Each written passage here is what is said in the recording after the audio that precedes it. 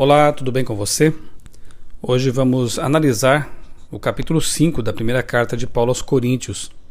Um capítulo delicado, e aqui nós vemos que os coríntios estavam se deixando influenciar pela pecaminosidade reinante na cidade.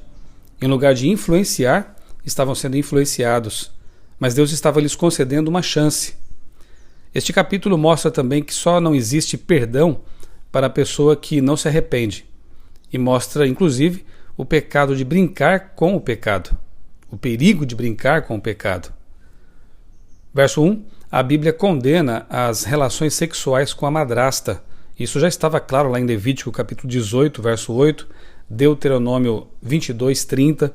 E esse pecado estava sendo praticado entre os coríntios. Cícero, o orador romano, diz que o incesto era desconhecido entre os romanos. Que tipo de pecado tolerado pela sociedade ainda é praticado pela igreja? É algo que devemos analisar, precisamos pensar sobre isso, e o capítulo 5 nos faz refletir sobre esse assunto. Que pecados reinantes na sociedade hoje têm sido tolerados entre o povo de Deus?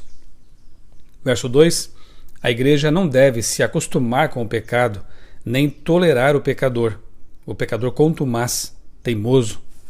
Deve procurar salvar todos, mas lidar com firmeza com esse tipo de situação. Verso 5, entregar a Satanás. Isso significa remover o pecador da igreja para que, quem sabe, no mundo dominado pelo mal, ele acorde para a vida. Nos versos 6 e 7 vemos que na Bíblia o fermento representa frequentemente o pecado. Paulo aconselha os coríntios a se livrar do fermento por pouco que seja. Qualquer pecado mantido na vida leveda toda a massa. Não podemos brincar com o pecado. Devemos nos arrepender, confessar e abandonar. A igreja deve ser uma nova massa sem fermento. Devemos viver vida nova sem pecado. Verso 8, usando como figura a festa dos pães sem fermento, Paulo menciona os pecados da maldade e da malícia, ou seja, o fermento, que devem ser substituídos pela sinceridade e pela verdade. Lembre-se de que Jesus disse que a verdade liberta, e a verdade que é Ele mesmo, Jesus Cristo, é a única forma de sermos libertados do pecado. A festa dos pães estava diretamente ligada à Páscoa, que remete ao Cordeiro. A solução, portanto, para todo o pecado é Jesus Cristo, o Cordeiro de Deus que tira o pecado do mundo. Verso 9, em outra carta, Paulo já havia explicado que os irmãos não deveriam se associar aos cristãos hipócritas que viviam em pecado, mas esse conselho não se aplica, não se referia aos de fora da igreja. Devemos nos relacionar com as pessoas para ganhá-las para Jesus, influenciar e não ser influenciados, ser sal e também luz.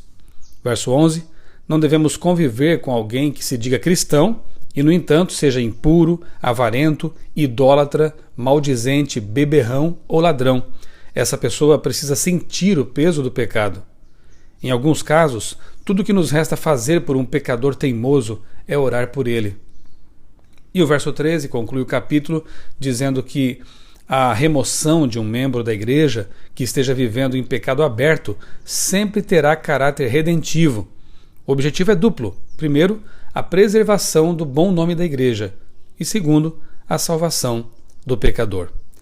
Neste capítulo, Paulo deixa claro que, embora Deus seja misericordioso, esteja disposto a conceder o perdão, não podemos brincar com o pecado em nossa vida, nem tampouco na igreja. Precisamos lidar com firmeza quando o assunto é pecado. Por quê?